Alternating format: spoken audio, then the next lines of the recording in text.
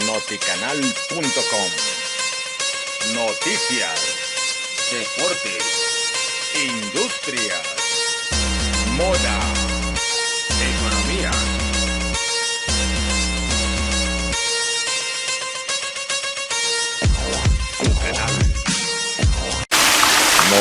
Fuentes congeladas en el sur de los Estados Unidos, vientos huracanados e inundaciones en Boston y bajas temperaturas desde la Florida hasta Maine son los denominadores comunes que ha dejado a su paso el denominado ciclón bomba. Les encanta, piensan que es genial, han estado jugando afuera en la nieve toda la noche. Este no es muy fanático, estamos acostumbrados a un clima mucho más cálido. Esta es la primera vez que en realidad estamos en una tormenta de nieve. El gobernador de Nueva York, Andrew Cuomo, declaró estado de emergencia, pues las temperaturas siguen bajando, lo que ha ocasionado el congelamiento de las carreteras y las pistas de aterrizaje en los aeropuertos en el noreste del país, donde miles de pasajeros siguen esperando llegar a su destino.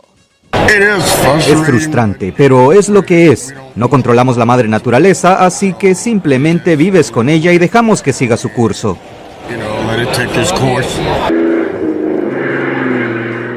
Más de una decena de muertes han sido registradas desde el inicio de esta ola de frío, que también ha generado numerosos accidentes de tráfico, retrasos en los servicios de transporte público en los estados afectados, así como peligrosas temperaturas que en algunas áreas son más bajas que la temperatura de Marte. Celia Mendoza, Voz de América, Nueva York.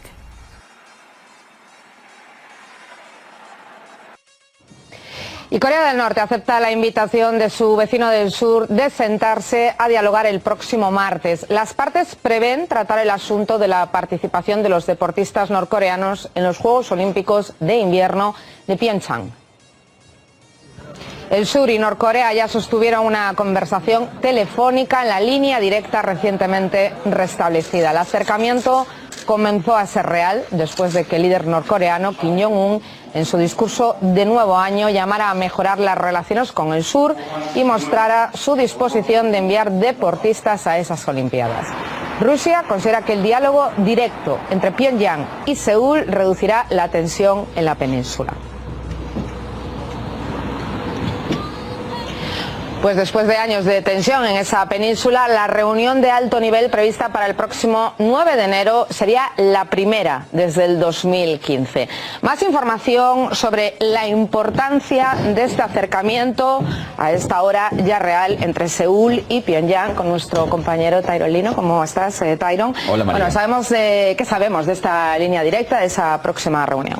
Bueno, para empezar, vaya que este año lo ha empezado la geopolítica poniendo su mirada en la península coreana. Y sobre este aparato, bueno, contarte que el mismo es un mecanismo de comunicación directo entre ambas naciones, creada en 1972. Se encuentra en la zona desmilitarizada administrada este mecanismo de comunicación por la Cruz Roja, importante señalar eso, y fue cerrada y reabierta 7 veces. La última vez fue utilizada en diciembre del 2015, bueno, sin contar la de este miércoles 3 de enero, donde se registró un primer acercamiento, un primer contacto telefónico registrado por parte de Corea del Norte hacia su vecino del sur. En sí, este aparato, contarte y bueno, graficarlo de una forma en lo que comprende esta explicación, es un aparato de comunicación analógico, por decirlo así, que comprende 2 teléfonos, uno rojo y uno verde, en el cual se registran las llamadas por parte de estas 2 naciones.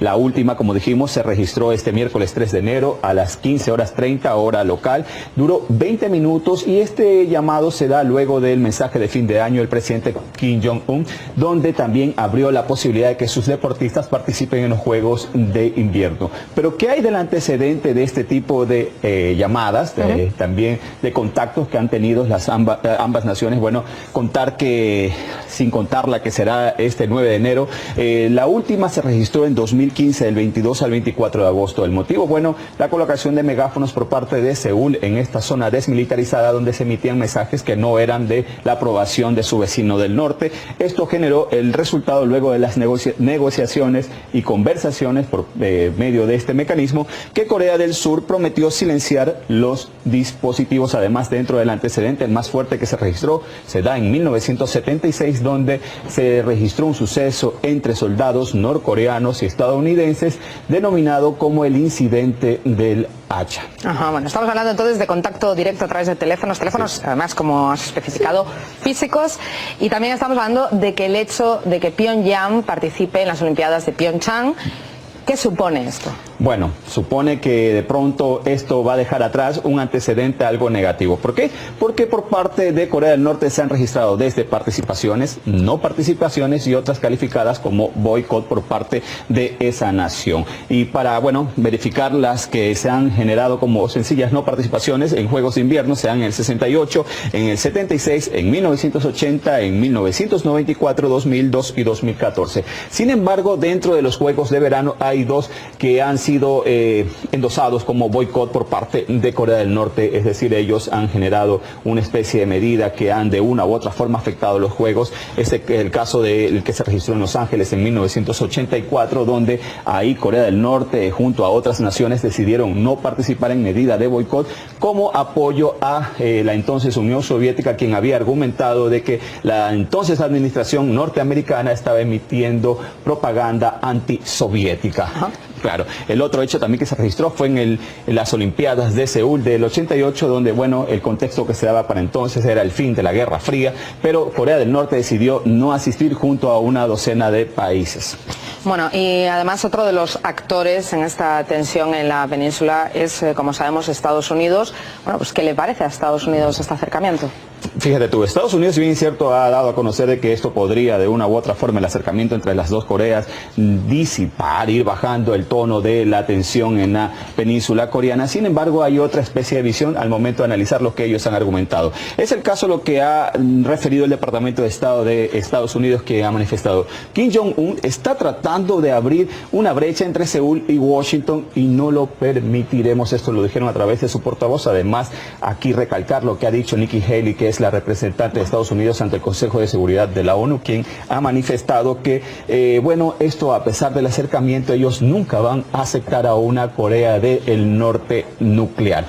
¿Qué ha dicho mientras tanto Donald Trump con todo y su argumento que se ha generado desde el inicio de este año de quién tenía el botón nuclear más grande o el más pequeño? Bueno, acá también se ha generado un mensaje a través de su cuenta de Twitter donde ha manifestado que las sanciones y otros modos de presión están empezando a tener un impacto enorme sobre Corea del Norte. Esto a propósito de las presiones, las sanciones y los soldados. Además dice, los soldados están escapando peligrosamente a Corea del Sur.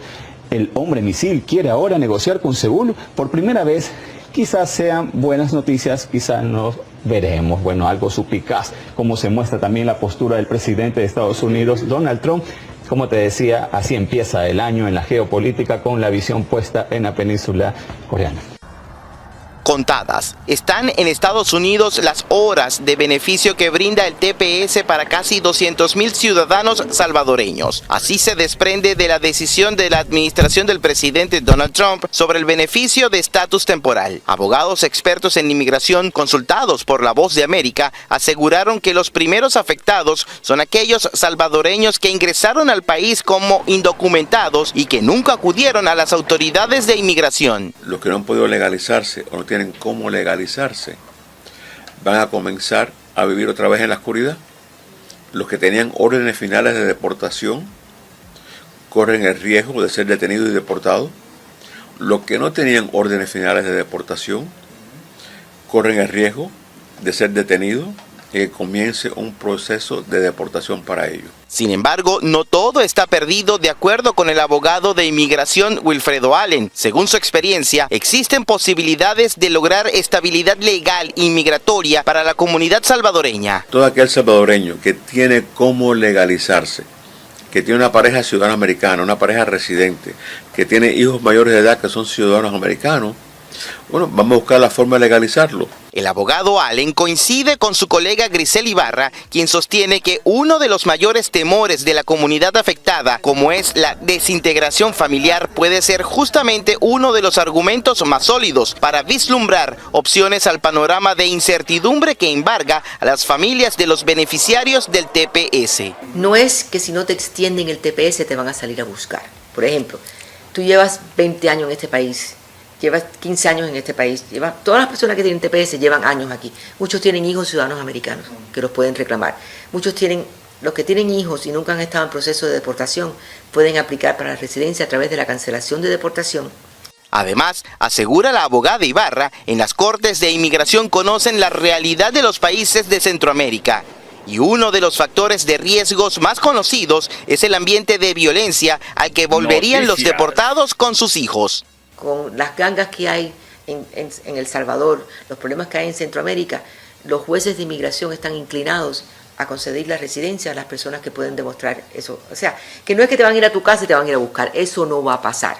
La conclusión de ambos expertos es que ante la incertidumbre, lo recomendable es consultar cada caso con un abogado certificado. José Pernalete, Voz de América, Miami.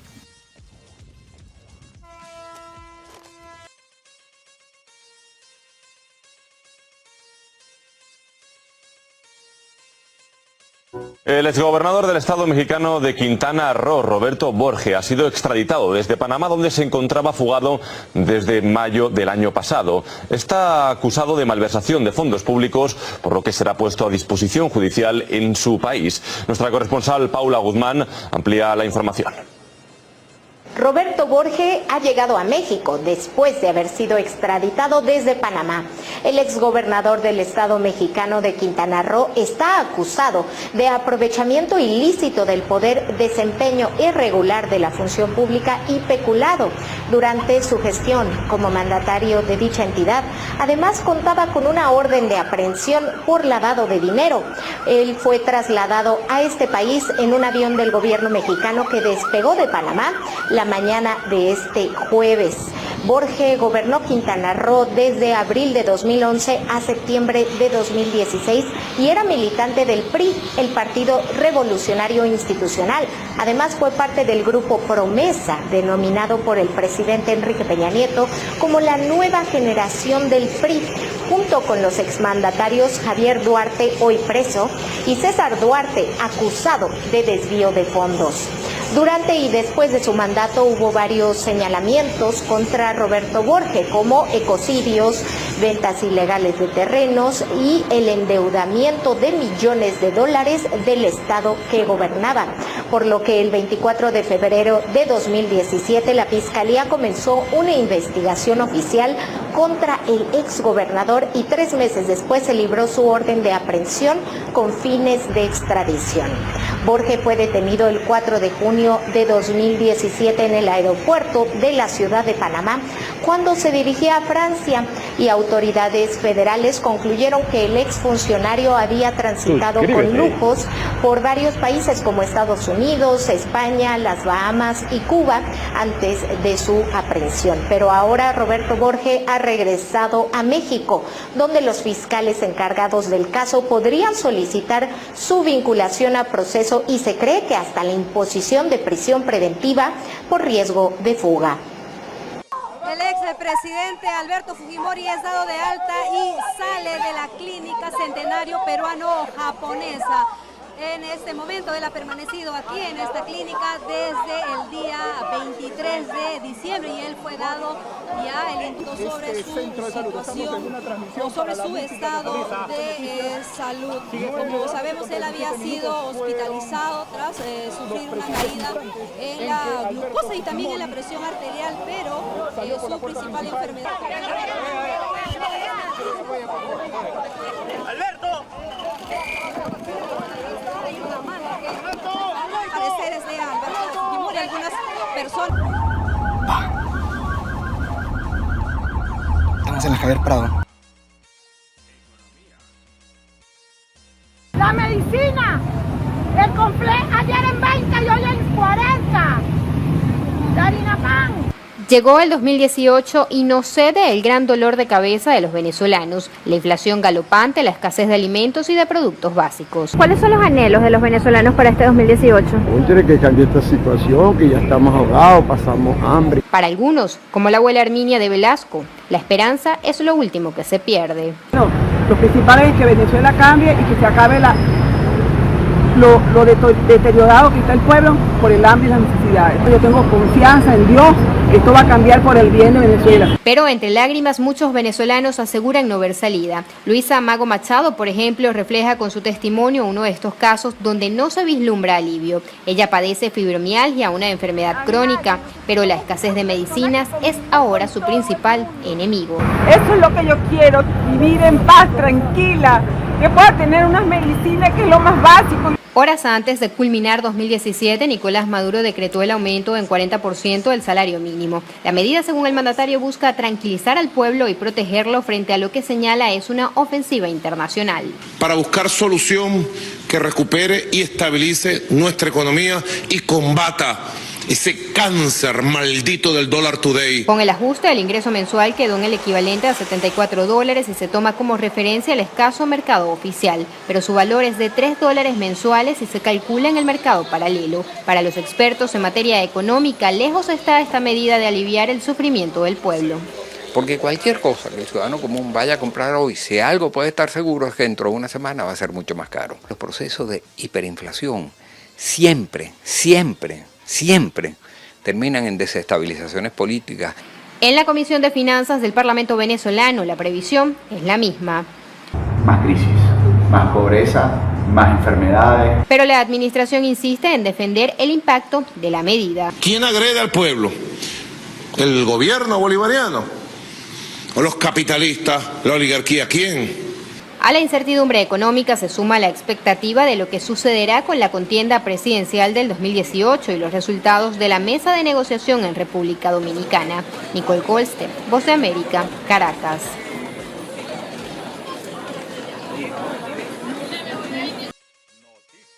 Mientras el gobierno de Estados Unidos sancionó a otros 4 funcionarios de la administración de Nicolás Maduro por presuntos hechos de corrupción, la nueva directiva de la Asamblea Nacional de Mayoría Opositora tomó posesión este viernes en el Palacio Federal Legislativo en Caracas. El diputado Omar Barbosa, con 99 votos a favor y 5 en contra, emergió como el nuevo presidente del Legislativo venezolano. Como presidente de la Asamblea Nacional para el periodo 2018-2019, por favor, hacerlo con la señal de costumbre. El presidente electo del Parlamento, Omar Barbosa, en sus primeras declaraciones, instó a la unidad nacional. Nosotros venimos aquí a trabajar y a construir la unidad. Nosotros no venimos aquí a pelear con nadie, sino a tratar de servirle bien al pueblo de Venezuela. Y en ese sentido evitaremos las polémicas estériles que no le sirven a nadie. Al tomar posesión de su cargo, el vicepresidente electo de la institución, el parlamentario Alfonso Marquina, dejó claro que su primer objetivo es impulsar un cambio de gobierno para facilitar la salida a la crisis que enfrenta Venezuela. Creo que el tema económico debe ser privilegiado, pero también estoy absolutamente convencido de que si no hay un cambio político en Venezuela, no va a haber un cambio en lo económico que permita superar la crisis social que hoy vive la Venezuela. A pesar de la juramentación, el presidente Nicolás Maduro ha reiterado que la oposición venezolana ha destruido el Parlamento Nacional. Ellos llegaron con toda la pompa, la arrogancia, la prepotencia. Maduro se va. ¿Qué han hecho con el poder que el pueblo les dio? Nada, fracasar, destruirla. Una vez más, el jefe de Estado deslegitimó el impacto de las sanciones impuestas a funcionarios públicos por presunta corrupción. La nueva directiva de la Asamblea Nacional de Mayoría Opositora tendrá que confrontar el poder paralelo que representa la no reconocida por la comunidad internacional Asamblea Nacional Constituyente. Álvaro Algarra, Voz de América, Caracas.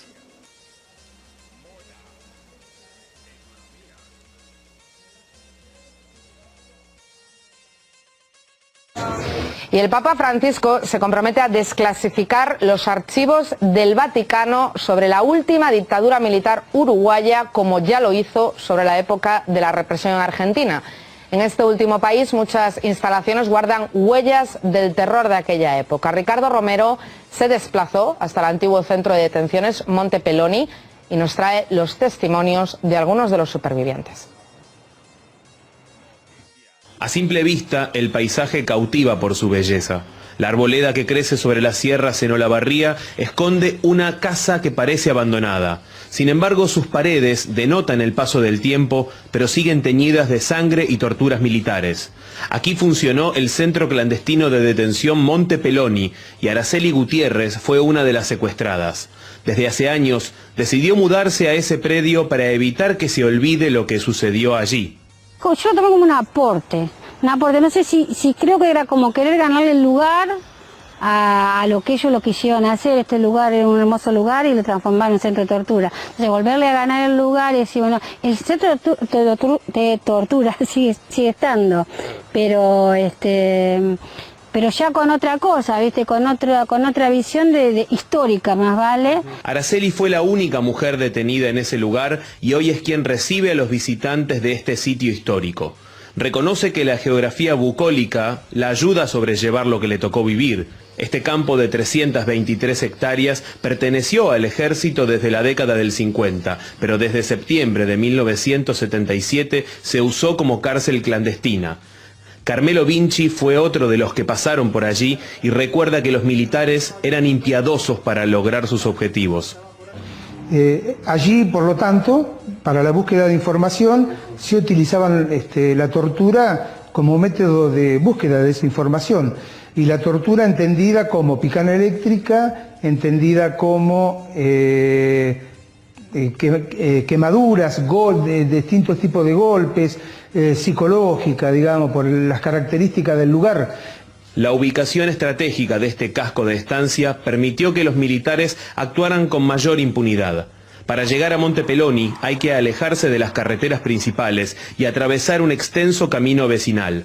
Los dormitorios de la vivienda fueron los calabozos y en el baño se conectaba un grupo electrógeno para torturar a los detenidos.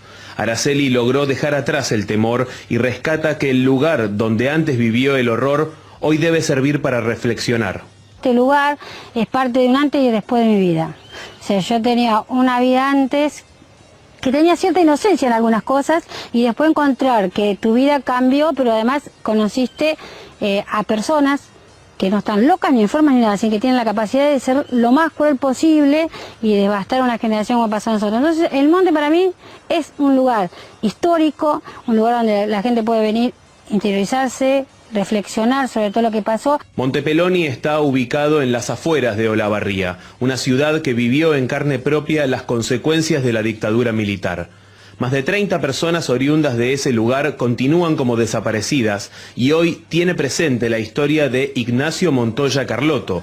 El nieto de la líder de Abuelas de Plaza de Mayo recuperó su identidad en 2014 después de criarse a pocos kilómetros de este centro de detención.